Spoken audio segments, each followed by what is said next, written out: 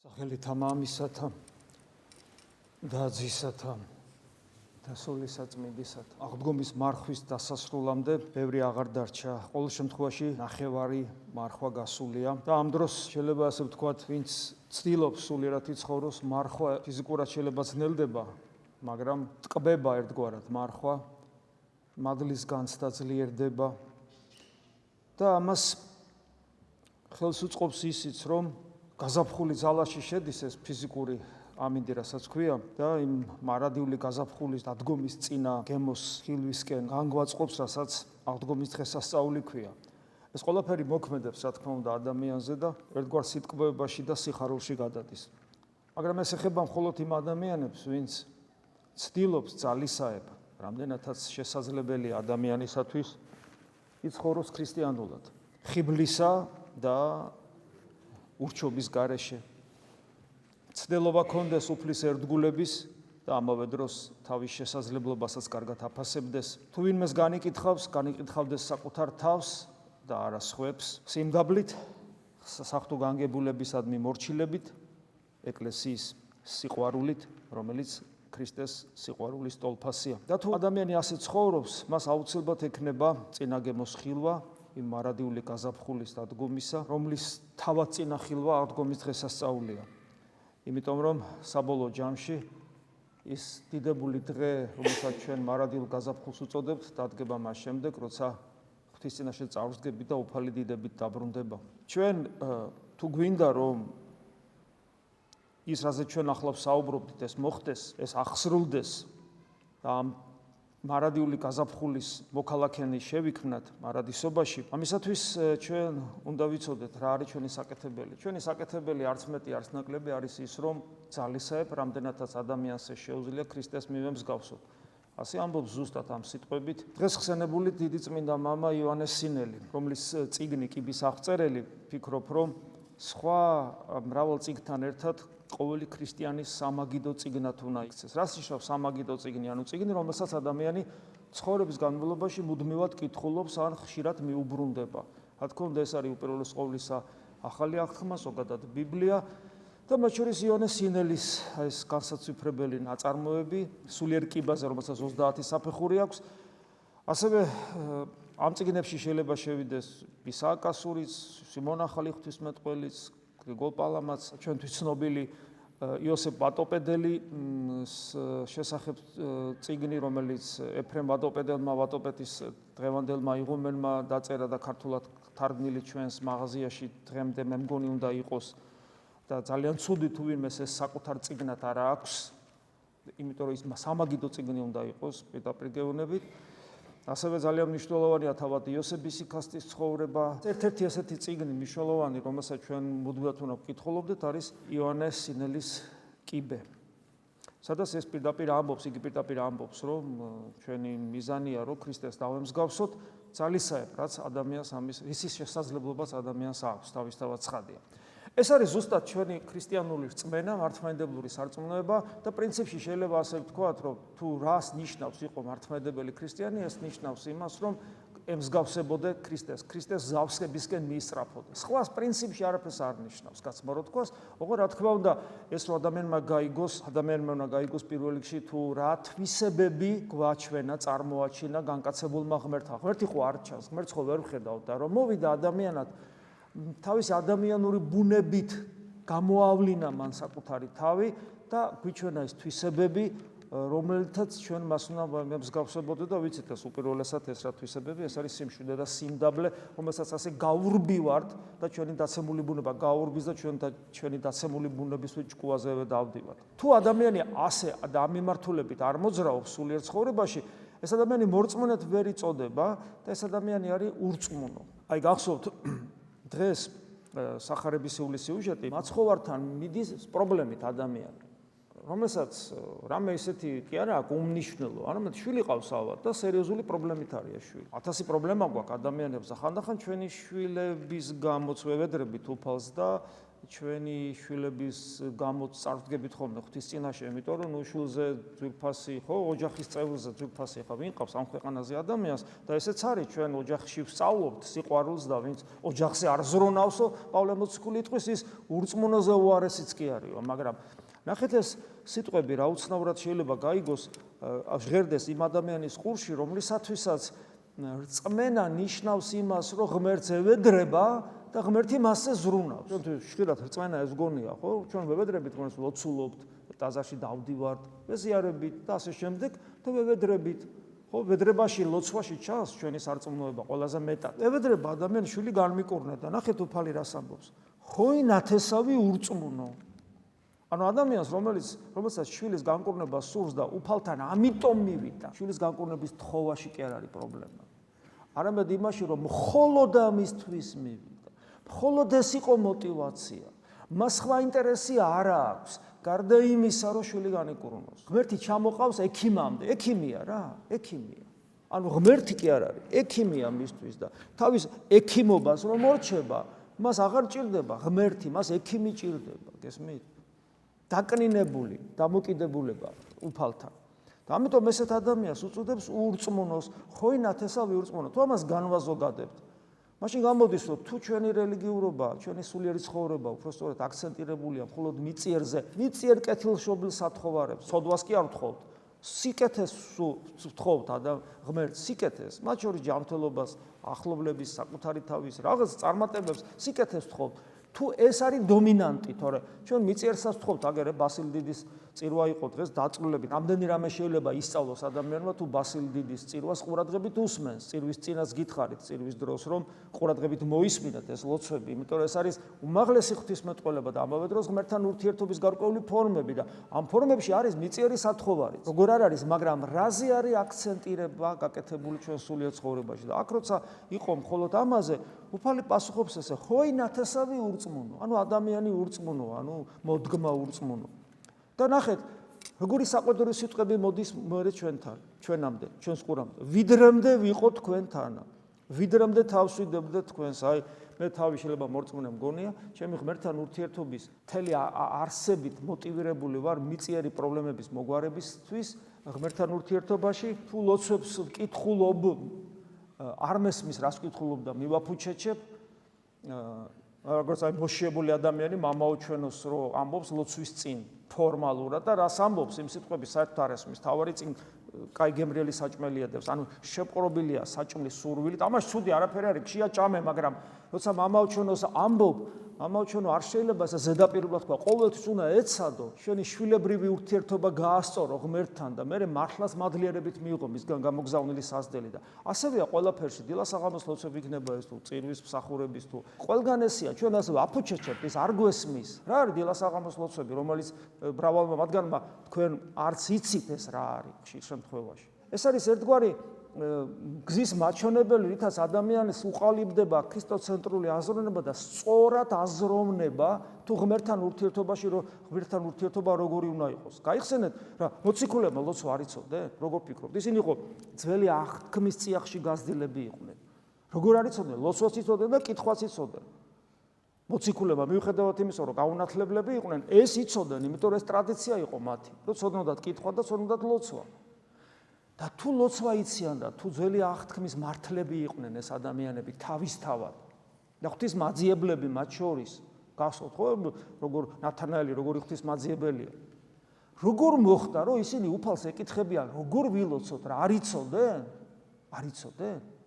რა არ ფსალმუნებდნენ და ასე შემდეგ გესმით როცა ისინი ეკითხებიან როგორ ვილოცოთ ისინი ხვდებიან რომ უფლის მოსვლით რაღაც ახალი პერიოდი იწყება და ღმერთთან როგორი ტიპის კომუნიკაცია გქონდეს და უფალი მათ ლოცვას ასწავლის და ის იმ ლოცვას ისინი ამბობდნენ და არავის ალბათ არცერთ მოციქულს არ მოვიდოდა თავში რომ ეს რა თმინა კაცო ჩემი სიტყვებით ვესაუბრო ის სიტყვები მათ სიტყვებად იქცა და ის სიტყვები ბადებდა მათში კიდევ მრავალ სიტყვას რომელიც მათი სიტყვა იყო მაგრამ ეს და მათში დაბადებული მრავალი სიტყვა იყო მამაო ჩვენოს განშლა და არა აცდენა მამაო ჩვენოსაგან. ამიტომ ის ლოცვები, რომელსაც ჩვენ წმინდანების თხზულებებში ვკითხულობთ, სიმონ ახალი ღვთისმეტყველი იქნება, ბასილი დიდი, ოქროპირი, რაც ზოგიერთი გამოკრებილი არის, თქვა ზიარების წინა ლოცვებში, დილასაღამოს ლოცვებში, ეს ლოცვები მათ გულში წარმოშობილი, მამაო ჩვენოს განშლა, თუ როგორ ვიყოთ ღვთისშვილები. აცდენილი არ არის იმ პრინციპს, იმ ხერხემალს, რომელიც უფალმა მამაო ჩვენოში ვაჩვენა და მოგცა. როცა ადამიანი ამას ყველაფერს უგულებელს ყოფს, ის არა მარტო 2000 წლოვან ტრადიციას უგულებელს ყოფს ქრისტიანობის, არამედ თავად უფალს უგულებელს ყოფს.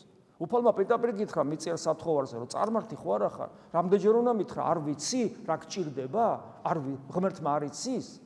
და აი ეს დამოკიდებულება ნიშნავს, ამგვარი დამოკიდებულება ნიშნავს, რომ ჩვენ ურწმუნო ვართ. და ამიტომ ამბობს, როდემდე ვიყომე შენთან და როგორ არის უფალი ჩვენთან? გვანუგეშებს, იმედს გვაძლევს, წყალობას გვაძლევს, რწმენას გვინარჩუნებს მიუხედავად იმისა, რომ ჩვენ ურწმუნოთ ვიქცევით, მაინც გვწამს იესო ქრისტის ღმერთობა, მაინც გვიყვარს ეკლესია, მაინც მოვდივართ, მაინც ვეზიარებით, მაინც გვიხარია. ანუ არ ვტოვებს, მაგრამ გვეუბნება, რომ როდემდე ვიყო შენთან? შენ ჯერ კიდევ ურწმუნო ხარ, ჯერ კიდევ ვერ მიხვდი, რომ შენი სულიერი ცხოვრების მიზანი ის კი არ არის, რომ რაღაც პრობლემები მოგიგვარო და ექიმი ვიყო შენი, ფინანსისტი ვიყო შენი, ესე იგი ადვოკატი ვიყო შენი, იურისტი ვიყო შენი და ასე შემდეგ. არამედ მე ღმერთი ვარ და შენ ჩემი შვილი უნდა გახდე და უნდა განიღმრთო და ამისათვის ჩემნაირი უნდა გახდე, როგორიც მე ვარ. აი ეს თუ არ დაინახა ადამიანმა, ის ხომ მორწმუნე არ არის. რა თქმა უნდა, უფალი როგორც ამ მამასთან, ისე ჩვენთანაც არ ფტოვებს ჩვენს ამ მიწიერ სათხოვარსას და ამბობს იქ მომგვარეთ მე იგი აქა და განუკურნავს, გახსოვთ. აქაც მაინც ცდილობს უფალი, რა თქმა ცდილობს უფალი. კი კურნავს ამას, მაგრამ ცდილობს ამ განკურნებამ შვილისა უკვალოთ არ ჩაიაროს ამ მამამისისთვის და მამამისაც ეშველოს ეგება რამე და ეუნება თუ გწამს რომ შემიძლია განკურნება. ესე იგი იმას ეჭვია, რომ რაც შეგილია დამეხმარე ეჭვია. როცა რწმენაზე მიანიშნებს, აქ იწყება მამამისის განკურნება. ნახეთ როგორ ამბობს, გახსოვთ ხო? ხმაყო მამამან მისმან ყრმისამან და რქვა ცრემლით მწამს უფალო და მე ხვდება რომ არ წამს. და მე ეუბნება შეეწიე ჩემს ურწმუნოებას. სიმდაბლე რწმენაში ჩვენ ხანდახან თავი რომ მოგვაქვს, რომ კაცო როგორ არ ამწამს და სინამდვილეში კიდევ ვიმეორებ რწმენის ისეთი საზომები მოგცა უფალმა, მაგალითად თუ შენ გწამს, თა უნდა გადაადგილდეს შენი ლოცვით და გესმით? თუ შენ გწამს, შენში საღვთო მადლი იმგვანად იმკვიდრებს, რომ მამაძე და სულიწმინდა კვიდრდება შენში და შენი გული აღარ განსხვავდება ზეცისგან. გესმით? ჩვენ შორს ვართ აგრეთ ღმერთისგან, ჩვენ შორს ვართ ჩვენი სიმდაბლით ქრისტესგან. და ამიტომაც ჩვენ უნდა ვაღიაროთ ჩვენი ურწმუნოება, ჩვენ უნდა სიმდაბლე გამოვიჩინოთ ამ საკითხშიც და გვახსოვდეს ბოლოს და ბოლოს, რომ რწმენა ღმერთის საჩუქარია და არა ჩვენი რაღაც მონაპოვარი. გარდა ამისა, გახსოვთ იქ ეშმაკი რო მოციქულება ხო ვერ განკურნეს და მოციქულებს უკვირთ, აქაც ნახეთ როგორი ისეთი ადამიანური მხარია აქ, რომ მოციქულები სასწაულებს ახდენდნენ ღვთისძალით. ამ შემთხვევაში ვერ მოახდინეს ეს სასწაული. და იმიტომ რომ პირდაპირ შიშველად დაეჯახენ ძალიან მძვინვარე ეშმაკს, ვერ მოახერხეს, ვერ აჯობეს და მოციქულებს შეეშინდათ, ალბათ იფიქრეს, რომ ღმერთმა უფალმა მადლი მოგცა და ხო არ დაუკარგეთ ეს მადლი. შეიძლება ადამიანური სისუსტეც იყო, რომ მაგარია ხო, იმას განკურნავ, იმას, ვაი, უცებ ვერ განკურნე და ესე იგი ეს აღარ გაფასებს ახლა ეს მამამისი შენ ვინახარ გესმის. ანუ მე მის თქვა მინდა რომ ადამიანური სისუსტეც იყო აქა, შიშიც იყო, მადლი ხო არ დავკარგეთ და ასე შემდეგ და უფალი გახსოვთ რა შეუნება. ნათესავი ესე, ანუ ეშმაკზეა საუბარი, ანუ ეს არსებები ამ შემთხვევაში ნათესავი არსებები. ვერ შესაძლებელია რას განსვლათ გარდა ლოცვითა და მარხვითა და აი აქ კიდევ ერთი მნიშვნელოვანი რამ ჩვენთვის. იმისათვის რომ მორწმუნე იყო, უნდა ლოცულობდე და უნდა მარხულობდე. რელიგიურობა ნიშნავს, რომ ადამიანი ლოცულობს კიდევაც და მარხულობს, მაგრამ სულიერი თვალსაზრისით თუ შევაფასებთ, რელიგიური ადამიანის არც ლოცვა და არც მარხვა. იმიტომ რომ არ არსებობს არც ერთი რელიგია სამყაროში, სადაც ლოცვის რაღაც ნაირსახეობა არ იყოს და ასკეტიზმის რაღაც ნაირსახეობა არ იყოს. ყველგან არის ეს. სხვადასხვა დენომინაციებში თუ სხვადასხვა რელიგიებში, ყველგან რაღაცა ტიპის ლოცვა, ყველგან რაღაც ტიპის ასკეზა, ანუ მარხვა. ანუ თავისთავად ეს გარეგანი ფორმა ლოცვისა და გარეგანი ფორმა მარხვის არაფერს ნიშნავს. არამედ ამ სიტყვის სულიერი და ქრისტიანული გაგებით უნდა ვიცოდეთ ეს რას ნიშნავს, თორემ მოციქულები მარხულობდნენ, ყოველ შემთხვევაში იმ მომენტში არ მარხულობდნენ ისინი, მას თავის მიზეზი აქვს სახარებისალოდ, ეხლა აღარ ჩაუღმავდები, მაგრამ ლოცვით ლოცულობდნენ თავისთავად ცხადია. ანუ საქმე იმაშია, რომ ჩვენ უნდა როცა ეს სიტყვები გვესმის, რომ ეშმაკი არ დაიძლება ლოცვისა და მარხვის გარეშე.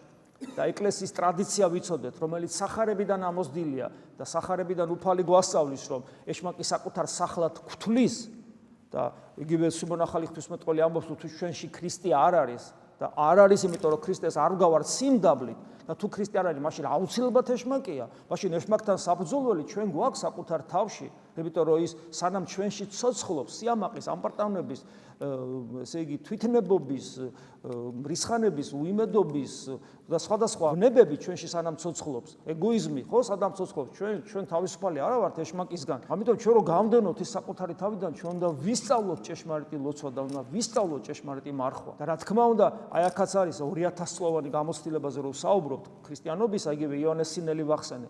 წმინდა მამები ვიკითხოთ, იმიტომ რომ ვინ წმინდა მამებს არ კითხულობს, მან არ იცის რა არის ლოცვა და მან არ იცის რა არის მარხვა და საერთოდ არ იცის რა არის ქრისტიანობა. წმინდა მამებისგან განშორებული ადამიანი იგონებს თავის ლოცვას, თავის მარხვას და თავის ქრისტიანობას. ეს არის რეალობა. ამას ყოველთვის ვაწყდებით ჩვენ და რა თქმა უნდა ეს ყველაზე მეტად ვლინდება თვითრჯულობაში, რა თქმა უნდა ეს ყველაზე მეტად ვლინდება თავდაჯერებულობაში და რომელსაც ყველაფერს ერთი ძირი და ეგოიზმში, რა თქმა უნდა, მრისხანებაში, ჭირვეულობაში, დრტვინვაში, უიმედობაში და ამ ყველაფერს ერთი ძირი აქვს. ერთი ძირი, ამ ძირს ქვია სიამაყე. ამის საპირისპიროდ ჩვენ უნდა სიმდაბლე მოვიპოვოთ, თუ გვინდა რომ ქრისტეს დავემსგავსოთ. კიდევ ერთი ძალიან მნიშვნელოვანი, რაც ჩვენ რწმენას აცოცხლებს, უფალი აგრძელებს ეუბნება, რამე თუ ასწავებ და მოწაფეთა თვისა და ეტყოდა მათ, რამე თუ ძე კაცისა მიეცემის ხელთა კაცთასა, მოკლან იგი და მორაკვდეს მესამე დღესა აღდგეს. ანუ ძეკაცისა არის სინონიმი ღმერთისა, რომელიც ჩვენთვის გამოჩნდა. როგორც ძველ ათმაში ვკითხულობ, ძეკაცისა პირდაპირ გაგებით. ებრაელებმა საკარგად იცოდნენ ეს. ძეკაცისა არის სინონიმი ღმერთისა, რომელიც ადამიანებისთვის ხილულად გამოჩნდა. წამთ რომ ძეკაცისა არის, ანუ განკაცებული ღმერთია, ძეღვთისა იგივე ფაქტობრივად ესეც სინონიმია. ქრისტე მას წინაშე რო დგას, მთელი სასოება მათზე აქვს და წამთ მისი და ეს რწმენა, ანუ ნამდვილი ქრისტიანული რწმენა ნიშნავს, რომ არ დავიწყებოდათ მათ და არ დაგვავიწყდეს ჩვენ, რომ ძეკაცისა ჯვარს ეცვა, მიეცემა ხელთა კაცთასა და მოკლან იგი, ანუ ამასოფლის სულმა შეიძულა და შეურაცხყოფით მოკლა იესო ქრისტე.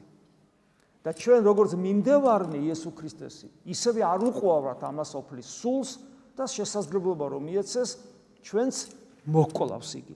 ამიტომ ის კომფორტი, რომელსაც ადამიანი ესწრაფის კვეცნობიერად, მხოლოდ მარადისობაში იქნება და მხოლოდ ქრისტესთან ერთად გვექნება განცდა წინა გემოს ხილვისა იმ მარადიული ფუფუნებისა, მოდი ესე ვთქვათ, რაც მარადისობაში გვევედება ფუფუნების კაი გაგება ამ შემთხვევაში და არა რაღაცა ლუარსაბ თათქარიძესეული გაგება. ეს მხოლოდ და მხოლოდ ქრისტეში მყოფობით შეიძლება ითქვას, გვექნება, იმიტომ რომ თუ გვაქვს ჩვენი ილუზია, რომ თან სულიერი ცხოვრება და თან ბოლომდე რაღაცა კომფორტი ყველას გვაქვს. ბოლო-ბოლო ტანსაცმელი გვაცვია და არ ფცივა და არ ფცხელა და საჭმელი გვაქვს. რაღაცა კომფორტის გარეშე შეუძლებელი ადამიანის ცხოვრება, მაგრამ როცა ადამიანის თვითმიზანი გახდება, ეს უნდა გვახსოვდეს, რომ ეს შეუძლებელია ყველასთვის და განსაკუთრებულად ქრისტიანისათვის. იმიტომ რომ ქრისტიანს არასოდეს არ მოგცემს იმის საშუალებას, ამასოფლის სული, რომ ბედნიერად იმყოფებოდეს სრული ფუფუნებით, იმიტომ რომ მას შენ არ უყვარხარ. ის ადამიანები, რომლებსაც სრული შესაძლებლობა ჰქონდათ კომფორტისა, მათ არ მიიღეს ეს კომფორტი. თამარი რატო გარდაიცვალა ესე ადრე? იმიტომ რომ უდიდეს ღვაწლში იმყოფებოდა, ასკეტურ ღვაწლში. კვირეებს და თვეებს ათენებდა ცივ სენაკებში, გამოქვაბულში და ფეხში შველა ლოცულობდა და ანუ დავით აღმაშენებელი ცხენზე დაილია ფაქტიურად. დავით მეფსალმონეს ომებში იყო, განსხვავებით მისი შვილისა, სოლომონისა, რომელიც სრულ ფუფუნებაში ცხოვრობდა და ბოლოს ღვთისუარყოფით დაამთავრა. ანუ გესმით, ის ადამიანები, ვისაც სრული შესაძლებლობა ჰქონდათ რეალური ობიექტური ფუფუნებისა, ესენი ფუფუნებაში მაინც არ ცხოვრობდნენ. საკუთარ თავს უწყობდნენ, მოდი ესე ვთქვათ, ასკეზას, რომელსაც განსასწრელი მოგიწყობს, ან საკუთარი თავით მოაწყობ და ჰქონდათ ეს მარხვა, ანუ მარხვითი დამოკიდებულება ჰქონდათ. სოფელი ჩემდამო ჯვარცმულ არს და მე სოფლისადმი, როცა ჩემსა და ამას სოფლის სულს შორის ჯვარია აღმართული და ამ ჯვარზე მეც ვკვდები, ჩემი ვნებებიც კვდება და ამას სოფლის სულიც ყდება ამ ჯვარზე, იმიტომ რომ ქრისტემ ცოდვა მოყლა ჯვარზე. გესმით? ანუ ჩემი ვნებებიც ყდება და ამასოფლის სულიც ყდება, ჩემამდე ვერ შემოდის. და ეს ჯვარი, დიახაც არის ასკეზა, დიახაც არის მარხვა. როდესაც მე არ ვირგებ ბოლომდე ამ სოფელს, არ ვირგებ ბოლომდე ჭამას, არ ვირგებ ბოლომდე ძილს, არ ვირგებ ბოლომდე კომფორტს, ამის ობიექტური შესაძლებლობას რომ მქონდეს და როგორც ქრისტიანს მე მიყვარს ასკეტური ცხოვრება. ესეთი დამოკიდებულება უნდა ქონდეს ქრისტიანს. ეს ეხმარება გაიფაქიზოს, როგორც აი სიბნელე რო ეხმარება ადამიანს ლოცვაში, როგორც წმინდა სოფრონ ინგლისელი ამბობს, ხეში ნათლის მოცილება ადამიანს ეხმარება, რომ ღვთაებრივი ნათელი განიცადოს. ზუსტად ესეა, ამასოფლის სიამოვნებისგან განძარცვა ადამიანს ეხმარება, რომ ზეციური სიამოვნება და სიხარული განიცადოს. ხოლო როცა ღმერთს სურდა უფრო ცხადად ეჩვენებინა, ღმერთს სურდა უფრო ცხადად ეჩვენებინა, ჩვენ ვართ აღთქმის მემკვიდრეები. აბრაამის აღთქმის მემკვიდრეები ვართ ჩვენ და ღმერთს სურდა რომ ჩვენთვის ეჩვენებინა ვისთვის, ჩვენთვის აღთქმის მემკვიდრეებისათვის. ჩვენ უნდა გქონდეს ეს პასუხისგებლობა, რომ ის აღთქმა, რომელიც ღმერთმა აბრაამს მისცა, ჩემზეა გადმოსული, შენზეა გადმოსული. ანუ ღმერთსა და ჩვენ, ღმერთი გვიყურებს, ღმერთი გვაკვირდება, ღმერთი პასუხისგებლობით გვტვირთავს. და ეს აღთქმის მემკვიდრეებისათვის შურს ღმერთს უჩვენოს თავისი ნების უცვალებულობა. აი მამაო ჩვენოში იყავ ნება შენი და რამდენჯერ გვითქვია რო ამბობ იყავ ნება შენი, ხო უნდა დაინტერესდეს ღვთისნება რა არის და ღვთისნება ურყევია, უცვალებელია. პავლე მოციქული ესეთ რამეს ამბობს, რომ ესე იგი ჩვენ აღთქმის მემკვიდრეებისათვის რომ ეჩვენებინა ნების უცვალებლობა, ფიცი მოიშველია, ფიცი. საინტერესოა, ხო, ფიცი. ღმერთს ახლა ფიცი რაში ჭირდება?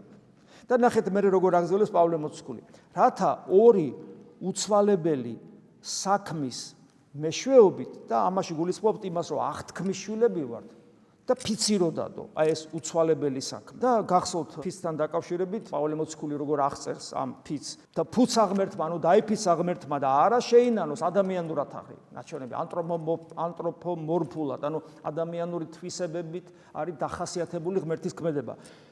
დაიფიცა ღმერთმა და არა შეინანოს, შენ ხარ მღვდელ უკუნისამდე წესსა მასზე და მელქისედეკისა. ანუ ეს ფიცი უკავშირდება ღმერთის ადამიანად მოსვლას. ღმერთი რომ მღვდელი გახდება, ანუ ჩვენი მეოხი რო გახდება. სხვაბრად რო შეწირავ საკუთარ თავს და ამით გამოგვიხსნის და მუდმივად მეოხი რო არის, მარადიული მღვდელთავარი, მუდმივად მეოხი. ანუ ჩვენი დამხმარე, განკაცებული ღმერთი ჩვენი დამხმარე ზეციური მამის სამართლიანობის წინაშე. თორე ჩვენ სამართლე ღმერთის სამართლეობის წინაშე ვერ ვცხონდებით, მაგრამ მუდმივი მეოხია, მუდმივი დამხმარია, თავის შეწირა ჩემი ცოდვების მაგივრად და ამის მერე სუმუდმივად მეხმარება. შეუძლებელია ღმერთმა იცრუოსო რა აღთქმა რო დადო და ფიცი რო მოიშველია, ეს არის გარანტია იმისა, რომ ყველაფერი ჭეშმარიტება. რა თქმა უნდა ადამიანურად არის ეს. აი პავლე მოციქული ადამიანურად გვესაუბრება, იმიტომ რომ ჩვენ რო ეჭვი გვაქვს ხოლმე. არავი ესე არ არის, ღმერთმა ხო არ მიმატოვა და ასე შემდეგ, ხო, ღმერთი მაპატიებს რამეს და ასე შემდეგ. ანუ მართლა უნდა მივენდო ღმერთს, რომ არ უნდა ვინერვიულო ამ სოფელზე და ყველაფერი მექნება რა ჭირდება, თუ უნდა ვინერვიულო და ასე შემდეგ. ანუ სულ გვაქვს ეს ეჭვები და გვეუბნება, რომ აღთქმაც დაგიდო, ფიციც მოიშველია და შეუძლებელია. პავლე მოციქული გეუბნება, რომ ღმერთმა იცრუოს. ხო გჯერა ჩვენ რომ შეუძლებელია. და აი ეს ადამიანურ ენაზე დაგველაპარაკა ღმერთი. კონდეს ჩვენ ამის გამო, რადგან ვიცით რომ ღმერთი არ იცრუებს, კონდეს ჩვენ ვის ჩვენ? ისინი ვინც ვისწრაფით ჩვენს წინ მდებარე იმედს, ანუ ქრისტეს კალთას ვებღაუჭებით. აი ასეთებს, ანუ ჩვენ ვინც კონცენტრირებულები ვართ ქრისტეზე. აი ამაზეა ლაპარაკი და ჩვენ უნდა კონდეს მტკიცე ნუგეში, რომელიც ჩვენი სულისათვის ღუზასავით საიმედოა და მტკიცე. ღუზა რო ჩაეშვება, ხომალდი აღარსად აღარ მიდის. აი ღუზა როგორც სიმბოლო გახსოვთ ძველად პირველ საუკუნეში ღუზა ერთ-ერთი სიმბოლო იყო ქრისტიანისა თევსთან ერთად. ხო და აი ეს ჩვენ გვაქვს ეს მტკიცე ნუგეში, ნახეთ როგორი პერსპექტიულია. იგი აღწევს ფარდის მიღმა. ფარდა ეს კრეცაბელი, ანუ ფარდა, რომლის იქით საკურთხეველია. და ჩვენი იმედი ისეთია, რომ იქით აღწევს. ხო არ ჩანს, მაგრამ ჩვენი იმედი იქით იყურება ამ ფარდის იგით, როგორც თქვენ ახლა გწამთ, რომ ფარდის იქით არის სიწმინდე, რომელსაც თქვენ უნდა ეზიაროთ და გჯერათ ეს, რომ ეს ნამდვილად ასეა და ეს რეალიზდება ყოველთვის. ასეთი რწმენა გვაქვს ჩვენ, რომ აი ამ ეს ფარდის მიღმა და ეს ფარდა არის ეს სოფელი, ფარდა არის ჩვენი ხორციელი ბუნება. ფარდა თვით ქრისტეს ხორციელი ბუნებაც არის, რომლის ხატის გამოსახულია და ჩვენ გვწამს, რომ იმის იქით, ანუ ქრისტეს ხორციელი ბუნების იქით მარადიული ღმერთია, ხო? და აღწევს ფარდის მიღმა ეს ღუზა, ეს მტკიცე ნუგეში, სადაც ჩვენს წინამორბედად შევიდა იესო. ღმერთი მოვიდა ადამიანად, ჩვენნაირი გახდა და მერე ჩვენ დაგვენახა, გაგვიცნო, თავი გაგვაცნო და იქიდან მოსული და ისევ იქ შევიდა და მითხრა, რომ სადაც მე ვარ, თეოდორე, მინდა რომ შენც იქ იყო. აი ამაზეა საუბარი და გახდა მღვდელმთავარი. მელქისედეკის წესით, ეხლა მელქისედეკის წესი რას ნიშნავს, ამაზე არ ვისაუბრებთ, ამაზე სხვა დროს გვისაუბრია და ალბათ კიდე მოგვიწევს, მაგრამ შევიდა და მღვდელმთავარი ნიშნავს მეოხი წეღანას გითხარით. ანუ მუდმივად მეგულება მე იქ ის ვინც თან შემქმნა და თან ჩემი ძმაც გახდა. მოვიდა, გამეცნო და უკან შევიდა. თავისი უტყუარი ნებით დამიდასტურა, რომ სადაც ის არის, მეც მას უნდა რომ მეც იქ ვიყო და მე იქ მეგულება და პერიოდულად იგი ჩემს გულს ეხება და მაძლიერებს რწმენაში. აი ეს ცოცხალი რწმენა თუ გვაქვს, ნიშნავს, რომ ჩვენ ქრისტიანები ვართ. მადლი უფლისა ჩვენისა იესო ქრისტეს და სიყვარული ღვთისა და მამის და ზიარება სულისა წმინდისა იყოს თქვენ ყოველთა თანა. ამინ.